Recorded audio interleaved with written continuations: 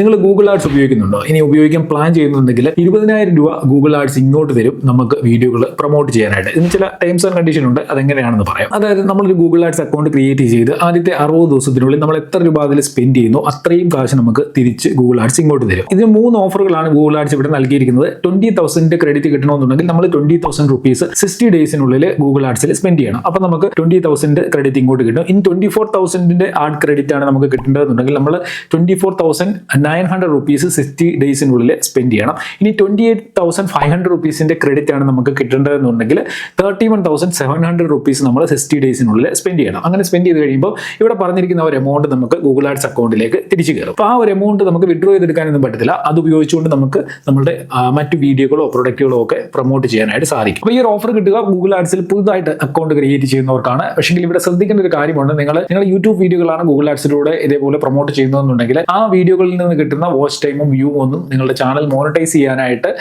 ആ ഒരു മോണിറ്റൈസേഷന്റെ ക്രൈറ്റീരിയയിലേക്ക് ആഡ് ചെയ്യത്തില്ല. ആ ഒരു കാര്യം ഒന്ന് ശ്രദ്ധിച്ചോളുക. ഗൂഗിൾ ആഡ്സ് ചെയ്യുന്നത് നല്ലതാണോ അല്ലയോ എന്നൊക്കെ പലരും കമന്റ് സെക്ഷനിലൂടെ ചോദിച്ച് ഞാൻ കണ്ടിട്ടുണ്ട്. അപ്പോൾ ഇതിനെക്കുറിച്ച് ഡീറ്റെയിൽഡ് ആയിട്ടുള്ള ഒരു വീഡിയോ അടുത്ത ദിവസം അപ്ലോഡ് ചെയ്യാം. അങ്ങനെ ഒരു വീഡിയോ ആവശ്യമാണെന്നുണ്ടെങ്കിൽ മറക്കാതെ ഈ വീഡിയോയ്ക്ക് ഒരു കമന്റ് കൂടി ഇട്ടേക്കുക.